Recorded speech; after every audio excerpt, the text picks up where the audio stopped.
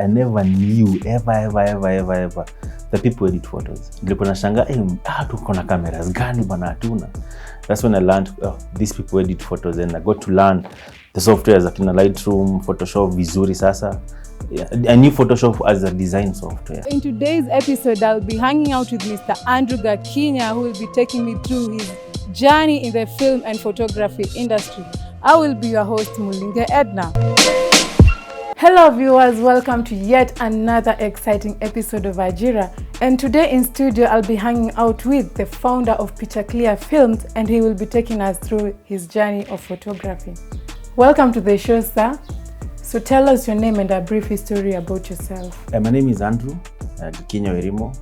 I am a film director, cinematographer, and also a photographer with PichaClear Films and Studios. My filming and photography journey began about 11 years ago, and it has been a journey. Basically, when kianza, I knew I had the passion, but anyway, those days getting the finances to go to school hazikuwa. So remember how I started. A friend of mine called Patrick is the one alikuwa anachukua video charge. So I approached him kwamba niaje, I want to know how you do this thing. And the first thing he did was give me a camera. The cameras those days are not like high tech we have these days. Zilikuwa zile za tape high 8, ilikuwa ni Sony maze. So he gave me a camera, to me a camera too, so I'll be shooting the cutaways in the church, and I'll be focusing on the audience, the congregation. Let's just say the footage was never used kwa sababu nilikuwa tu the amount of shakes in that thing. Ilikuwa na shakes mob sana. But that's where the journey began. It was on a Sunday, I remember. The journey began there. Then the following day on a Monday, he told me to start the editing classes now. That's when he started. We used to do it at his home. So we did the classes for about 2 weeks. Then he left the country. Then it was just me and I. Just mimi mwenyewe peke yangu nijisort. So basically most of the things that I know is through field work, kufuata watu, and also online. YouTube, Google University. And me shout out to mse anaitwa Andrew Kramer. Mse matufunza vitu mingi sana online pale After Effects. But that's where it began. But before even now we went full time.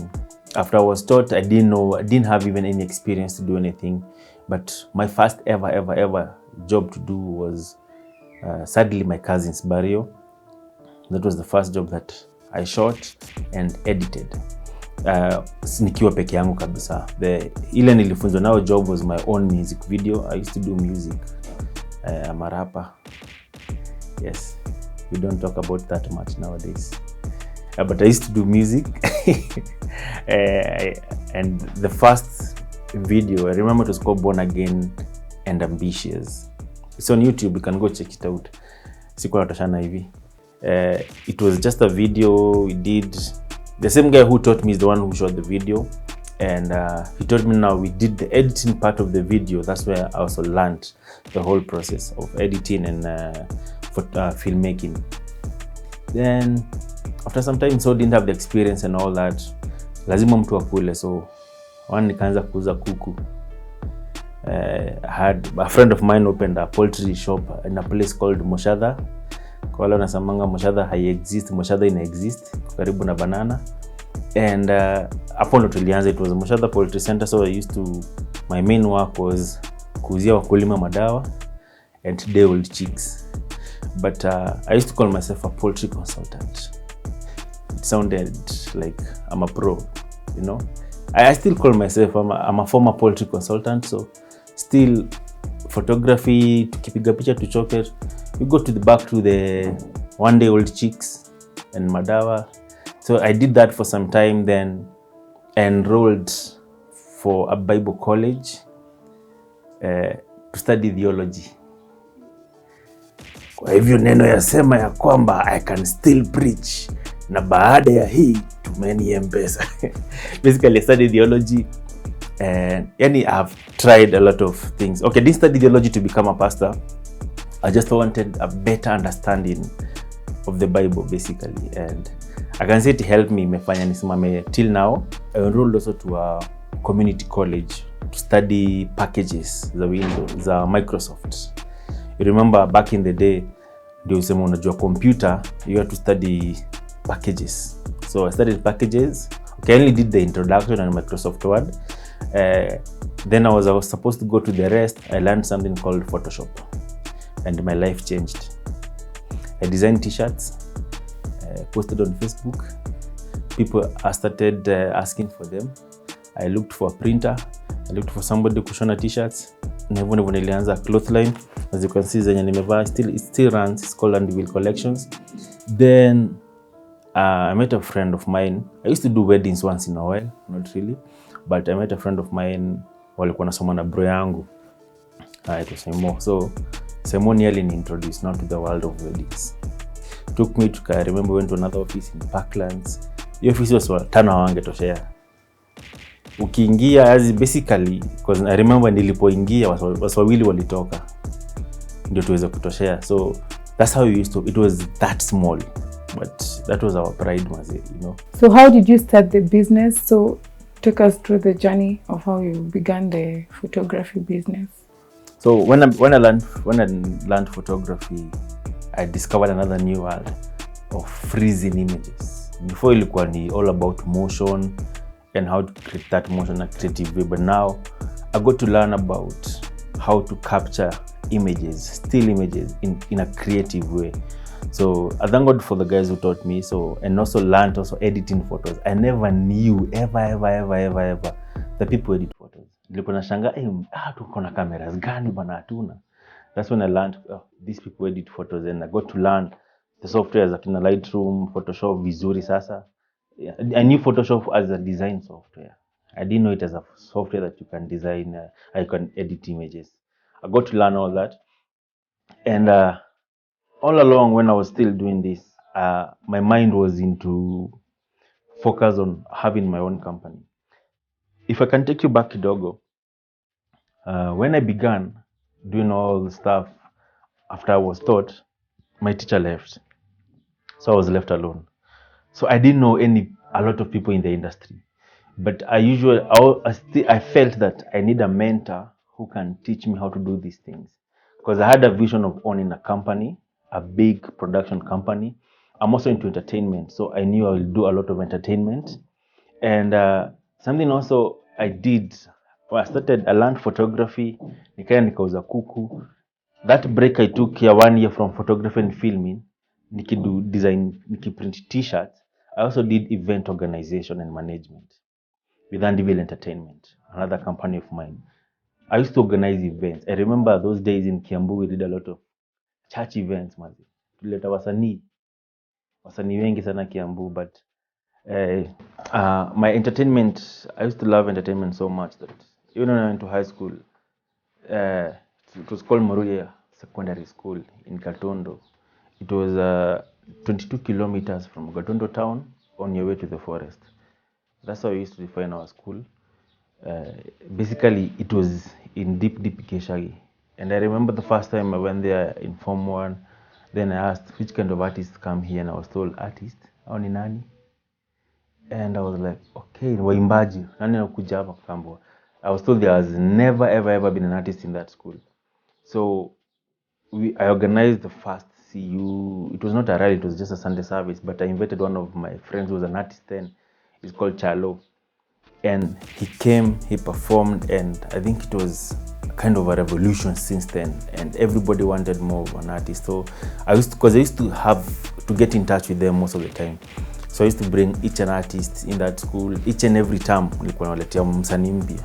So even when I left high school, continued with the same. In church, I used to do the same. So I did a lot of events, organizing and management for churches and some companies.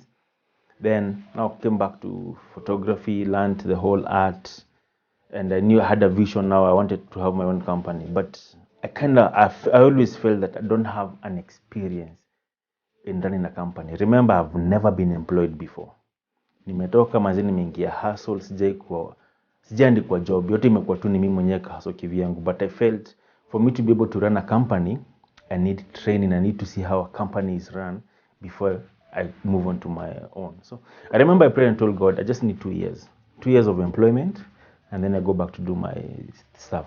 So God connected me to a lot of people, because now through my friend Sam, that's when I met Gashoka. Gashoka took me in, he mentored me, still my mentor till date, mentored me. We stayed there, we moved from Parklands to a bigger office in West. It was called Architect Studios. That's where our minds, let me put this in perspective. That's the first place I saw, I touched, and I worked with a Mac. First time. I mean, nilikuwa nimezoea tu Windows, so unafinya render, it gives you 14 days. So unaenda tu home, number 2 stima zisipote. But I saw a Mac, it was fast, a big screen, una edit, unafinya render within 3 minutes, imemaliza. You're like, now that's where my mind ilifunguka. Also the exposure there, because the office was in West. Mimi sikuwa nimezoea West. Hii ndio shida kwa Kiambu sana. Sikuwa nimezoea West. So unaenda hapo watu wanaongea kizungu all through. Yes, as in. But anyway, that's where we got to learn how to interact with people, interact with clients, pitch ideas, create an idea, pitch it, and deliver it. Because there we exposed to documentaries, to TV commercials, and all that stuff. And I grew from there. I stayed there for about 8 months. Then after all that, I got now the first job that I always ever applied for was at a company called Niaje.com. When I left Arctech, I remember when I was going to Arctech, nimeconnectiwa, so I never had a CV. But while Arctech, they said they want to file everybody's documents. So I was made to write a CV. I was helped to write a CV. That's the first time ever I wrote a CV. My CV ilikuwa education system, because hizo places zote nilisoma, hakunanga place nilimaliza. Bible school sikumaliza, community college sikumaliza. Ile kitu nilikuwa nimemaliza pekee yake hapo ilikuwa high school. So education yangu ilifika high school, and then the rest was experience. Yani high school, basically my education background in my CV hadi wa leo is half page. The other 3 pages experience. So that's how I wrote my CV. That's the same CV that I used to send to Niaje. And luckily, getting the job at Niaje, that's why I always say, like, my big break came in.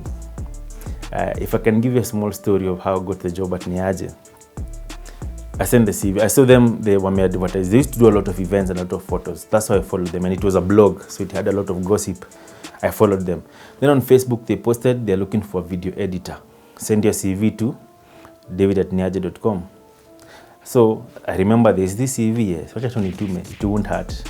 Ni feel vile wasa ufeel apply job. Did a cover letter, send the CV. Then I left Arctech even before anything else. Then one day I just went to visit place. I got to another guy to do some editing for him.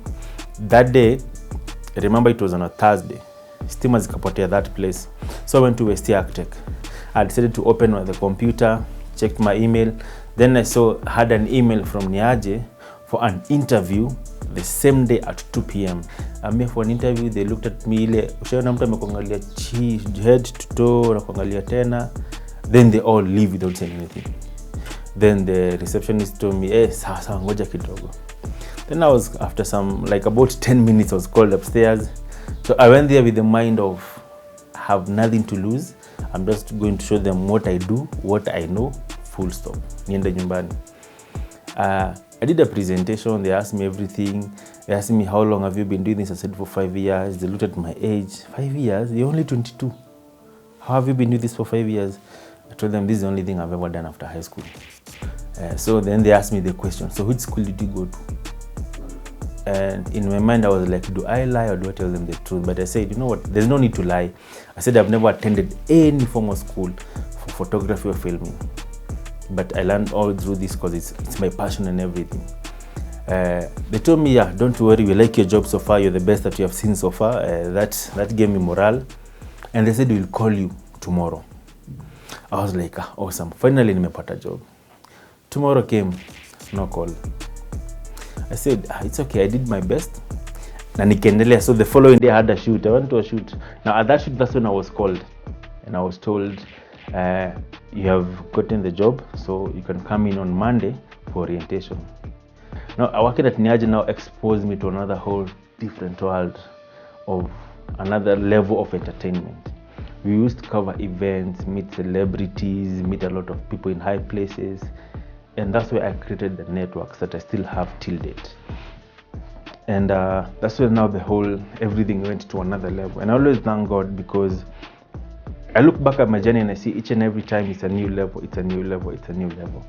So I stayed at Niaje for about another 8 months. Then I left. The company got some issues, but that's where I left. But while at there, I had made sure that everything I did, I gave it more than 100%. I gave it my all. I treated every place that I've ever worked, even any person I've ever worked with, any place I've ever worked for, I always worked with them. I always did everything as if it's my own, because I always believe that when you give your own to somebody else, you give your all. When God blesses you with your own, He'll bless you with someone who will give it your all, their all for you.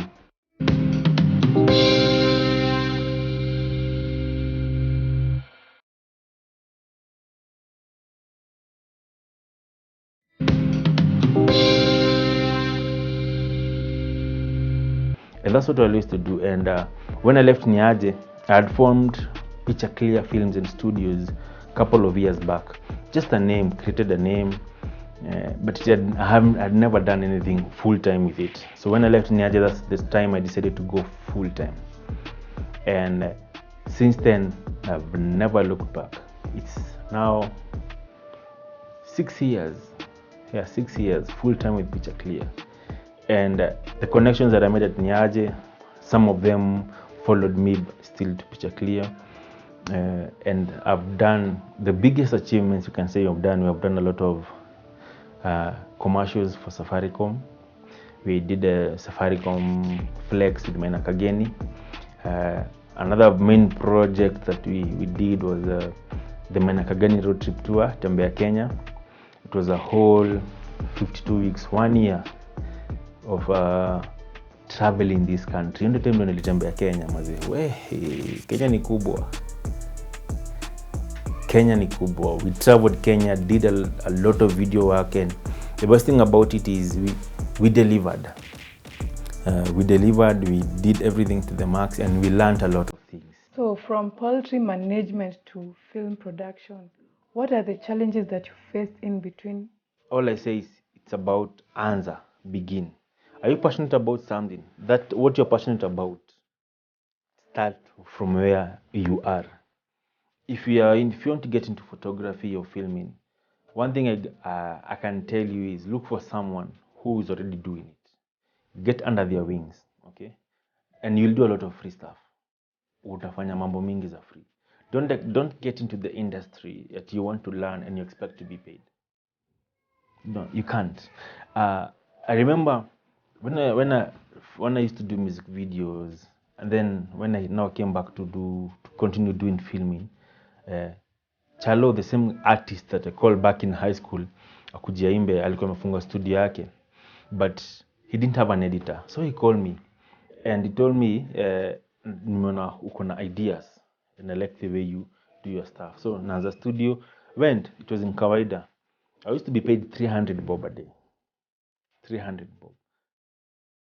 Hata haingetosha hata fare. But I remember I told him, because hii do ni kidogo, akaniambia usiworry, I'll give you place to sleep and food. So alinipa tu place ya kukaa huko, nilikuwa nalala huko studio na alikuwa na provide food. So I used to do edits every day. I could finish like 4 music videos editing, kutoka lip syncing, editing, coloring hadi nimalize. About 4, hiyo ni kumaanisha nilikuwa naamka mapema na nalala late, because that's the only thing I knew how to do.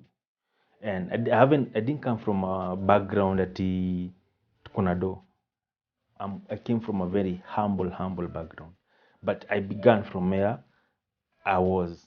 You get to learn, get under somebody, learn. If you feel that yes, each challenge and I can do this easily, look for another bigger challenge.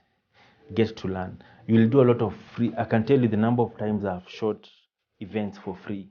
so that I can be able to get to create a portfolio that I can present to a client.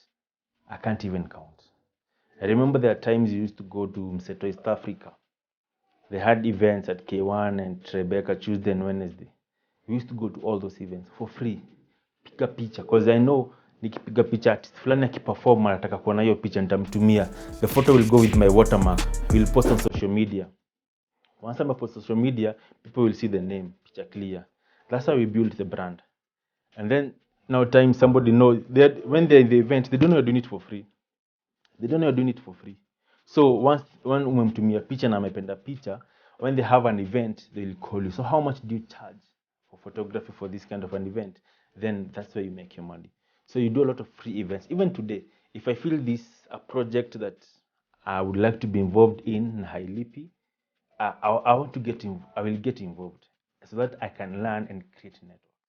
Because in the industry, basically in any industry, all I say is all about relationships. When you create good relationships with people and you grow with them, they grow with you. Understand? So creating that network is very important. Hao watu ndio watakuitia kazi. Ukienda event yote mtu akwambie nipige picha unitumie, piga hiyo picha mtumie. Hata si lazima mlipishe. Kutuma picha na WhatsApp ni free. It doesn't take more than 5 MBs of your data. Tuma hiyo picha. You never know what that photo will bring later. Okay? So if it's your passion, just run with it. Let nobody tell you anything. You will have a lot of sleepless nights. You will go hungry. If sometimes worse to worse utafungiwa nyumba, but if that's your passion, push it. Italipa. It pays. At the end of the day, it's going to pay. And another thing about even hata tu pesa, it's fulfilling. You know, once you achieve something that you always wanted to achieve, it's always fulfilling. So despite the challenges that you go through, despite the hard times, don't lose the goal. Your eyes, focus. Some of the challenges that I've gone through, the starting one, when I was starting, the main challenge was lack of equipment. I used to hire. Sometimes you want to hire an equipment, unapata mtu anakuletea equipment imeharibika, then ukimrudisha na kwambia umlipe, and ili upate ikiwa hivyo ama unapoenda upewe equipment tena juu imeharibika, but ukienda shoot na kumess. Those are some of the challenges tuliface tukianza. Challenges that we still face till date. Payments. The people who still owe us money from 4 years back, and we delivered the job. So sometimes payment is one of the main challenges, delayed payment. So far the journey has been good, and we still continue the journey. Hatujafika bado. Industry kwa hii life hakunanga kufika. Kifika umekufa. So you always strive to achieve more. My main aim is to do film, movies, TV shows, direct major Hollywood stuff. Si lazima ikuwe Hollywood, but unazaita hata Kenya Wood, Riverwood, Kiambu Wood, Kirigiti Wood, Gego Wood.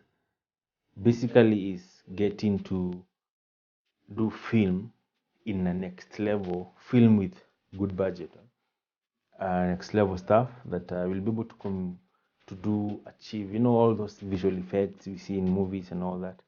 This is such a motivating story. Even though it's long, at least we've gotten something, we've learned something from you, sir. So what advice would you like to give anyone who wants to start a business just like you? Sisi kama PichaClear Films and Studios, na mimi kama Andrew Gakinya, naambia vijana, tuacheni kulala mazee. Serikali haiwezi kufanyia kila kitu. That's for sure. Mzazi kuna level atakufikisha. But it's up to you, wewe mwenyewe, uache kulala, uamke, utoke nje, jiajiri. Hakuna kitu huwezi fanya. Usiibe, lakini hiyo kuiba hapana. Na usipige watu, na usiwe watu. But kama ni hustle, unaweza anza anywhere. Nimewambia nilianza kuuza kuku. Kuna story ya kwanza, job ya kwanza nilifanya siku moja, nilikuwa nauza mswaki ya 30 bob. Na si kuuza, lakini ndio ilikuwa siku ya kwanza. Zile mapepa mnaona zimeandikwa jobs no experience required. Nikaenda nikaacha ID yangu, nikapatiwa toothbrush. Zilikuwa zinaitwa travel toothbrush. Unakafunga. Na nikaingia mtaa. Nikafikiria hizi ni 30 bob, kuuza ni rahisi. Kaenda kwa mabeshte zangu nikawaambia niaje nauza miswaki. Wakachukua wakaiangalia hivyo wakaanza kunichekelea. Hiyo ilikuwa ya after form 4. Nikasema mabeshte wangu wanisaidie. Nikaenda stage ya matatu Kiambu.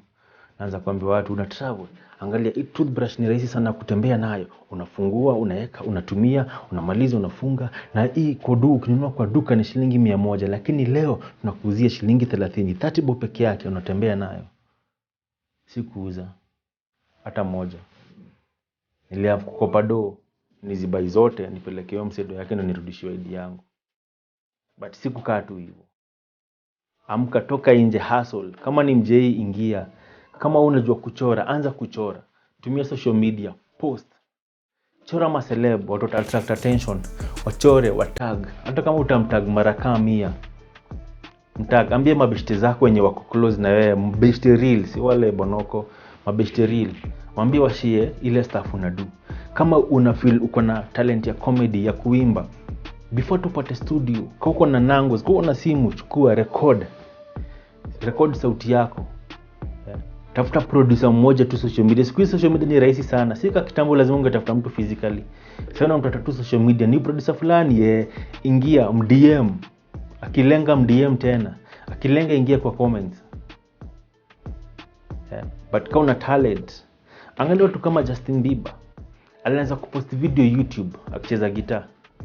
Sasa yako wapi? Na hiyo time YouTube haikuwa popular. So imagine sasa Kenya YouTube inaweza kufanyia. Kenya Facebook inaweza kufanyia. Twitter, WhatsApp.